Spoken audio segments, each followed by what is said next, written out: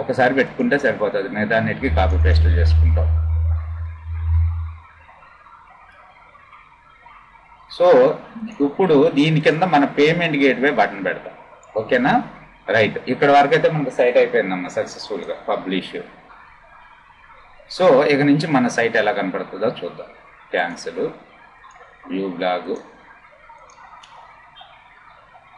So price bag, ఏదో ఎక్కడేదో matter రాశాను, బైనో. ఇప్పుడు మన ఇంటెన్షన్ ఏంటి? ఈ బైనో బటన్ క్లిక్ చేస్తే మనం ఎక్కడికి వెళ్ళిపోవాలి? పేమెంట్ గేట్వేకి వెళ్ళిపోవాలి. సింపుల్ పేమెంట్ గేట్వే, పెద్దది కాదు. సో దాని పర్పస్ మీరు ఏం చేస్తారంటే, నాది VLRtrain.in వెబ్సైట్ని ఓపెన్ చేయండి. ఎందుకంటే లింక్ పెట్టాను కదా, అందుకే రెఫరల్ లింక్.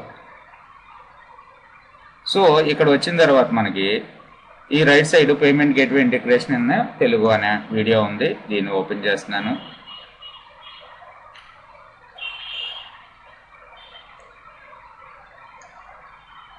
సో ఇక్కడ ఇన్స్టామోజో అనేది ఫ్రీగా ప్రొవైడ్ చేస్తుంది మనకి పేమెంట్ గేట్వే. క్లిక్ చేస్తున్నాను, న్యూ ట్యాబ్లో ఇన్స్టామోజో ఓపెన్ అవుతుంది. రాసుకోవద్దు, నా సైట్ ఓపెన్ చేసి క్లిక్ చేయండి.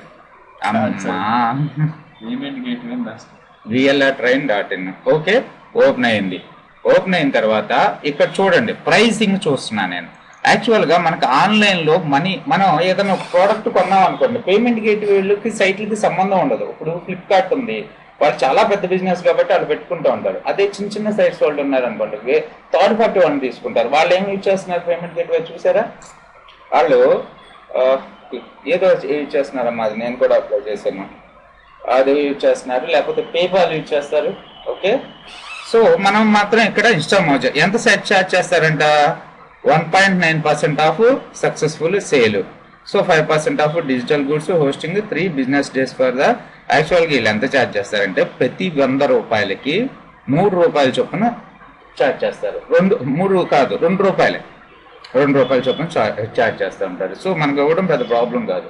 ఓకే, వాళ్ళు బైక్ కొన్న తర్వాత, కార్డు పెట్టుకున్న తర్వాత ఎన్ని రోజుల్లో మనకు మనీ వచ్చి డిపాజిట్ అవుతుంది? 3 బిజినెస్ డేస్. అంటే ఈ రోజు కొంటే